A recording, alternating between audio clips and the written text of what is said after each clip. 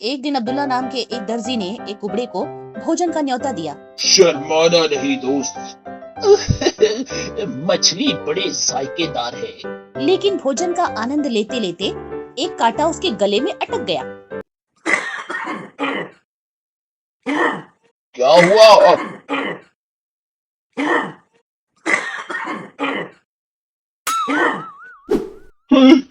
या अल्लाह! ये तो मर गया। हकीम जी को बुलाए। क्या फायदा, इसकी तो सांस ही उखड़ गई। तो फिर सिपाही को? वो तो उससे भी बदतर होगा। सिपाही समझेंगे कि हमने इसे मार डाला। मुझे एक तरकीब सूझी। हम इसे हकीम जी के घर ले चले और शीघ्र ही। मेहरबानी करके दरवाजा खोलिए, मरीज की जान पर बनी है। मरीज, अरे कोई बत्ती तो लाओ। रोशनी के लिए ठहरे बिना हकीम दरवाजा खोलकर बाहर गया। ओ ओ ओ ओ जल्दी से बत्ती इधर दिखाओ बेवकूफ। अरे ये मैंने क्या कर डाला, अपनी मरीज की जान ले ली। उसकी आवाज सुनकर उसकी पत्नी भी वहां आ पहुंची। अब हम करें तो क्या करें? लोग कहेंगे कि मैंने इसे मार डाला, मुझे फांसी हो जाएगी। मैं बताऊं, जरा छत तक इसे ले जाने में मेरी मदद करो। जब वे छत पर पहुंचे, अब हम अपने पड़ोसी की छत पर जाकर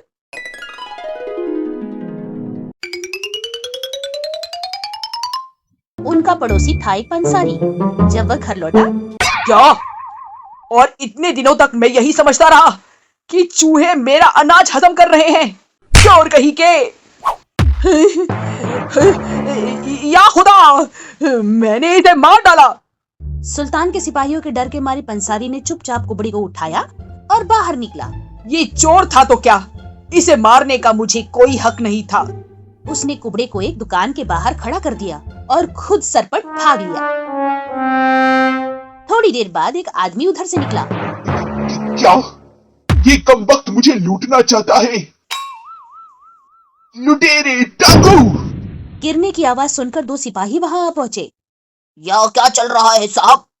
ए, चल उठ। ये तो मर गया।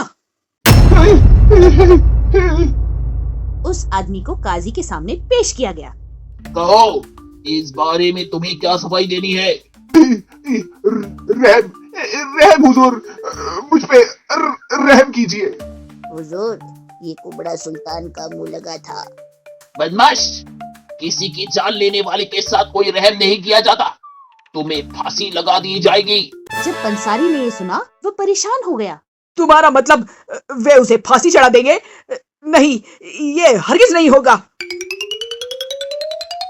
रुको, ठहरो, इसे फांसी मत लगाओ, ये बेकसूर है। वह तो मैं था जिसने उस आदमी को मारा था। मैंने ही उसकी लाश दुकान की दीवार से टिकाकर खड़ी कर दी थी। हम गलत आदमी को फांसी नहीं दे सकते, उसे रिहा कर दो। उसकी जगह इस ईमानदार हत्यारे को फांसी पर टांग दो। जब फांसी का फंदा पंसारी के गले में डाला गया, ठहरो, उसे छोड़ दो, असली हत्यारा मैं हूँ। वह था हाकिम। और जब हकीम को फांसी दी जाने लगी, तो अब्दुल्ला दौड़ा दौड़ा वहां पहुंचा। उसे फांसी मत लगाओ, मुझे फांसी दो। ओफो, ये सब क्या है? होते होते बात सुल्तान के कानों तक जा पहुंची। तुम्हारा मतलब हमारे कुबड़े दोस्त से है? जी हुजूर, और भी सब कहते हैं कि उन सब ने उसे मारा है और हर बार फंदा लगाया गया और खोला गया। तौबा तौबा, काजी से कहो कि लाश और उन चारों को लेकर यहाँ आए। कुछ ही देर में सब दरबार में पहुंच गए। मौत, दरबार में मौत मंडरा रही है, मैं नहीं मानता। ये किसने कहा? इस बूढ़े ने हुजूर। ये काशगर का बातुनी हजाम है, इसकी बातों पर ना आइए हुजूर, यो ही बकता रहता है। इस बीच नाई फर्श पर अपना सामान खोलकर बैठ गया था। मेरे इस छोटे से हथियार खाने में एक है संसी और है एक छोटी चिमटी। एक हाथ से मैंने इस आदमी का मुंह खोलकर संसी के जरिए खुला ही रहने दिया और दूसरे हाथ से ये चिमटी उसके मुंह में डाली और ये कसूरवार हड्डी बाहर। और तुम बेशक एक अच्छे मरीज हो, देखिए ये अपनी आंखें खोल रहा है। मैं कहा ठीक यहाँ मेरे दरबार में भले आदमी, किसी कब्र में नहीं। हाँ, अगर ये होशियार हज़ाम यहाँ न होता तो तुम जरूर कब्र में लेटे होते। और हाजरीन, आप सुन लीजिए, ये हज़ाम चाहे बातें करते वक्त उल जलूल बकता हो, काम के वक्त बड़ा हुनरमंद है। और सरान भी सुने, आगे से जब तक जुर्म साबित ना हो जाए लोगों को फांसी पर लटकाने की जल्दी न कीजिए।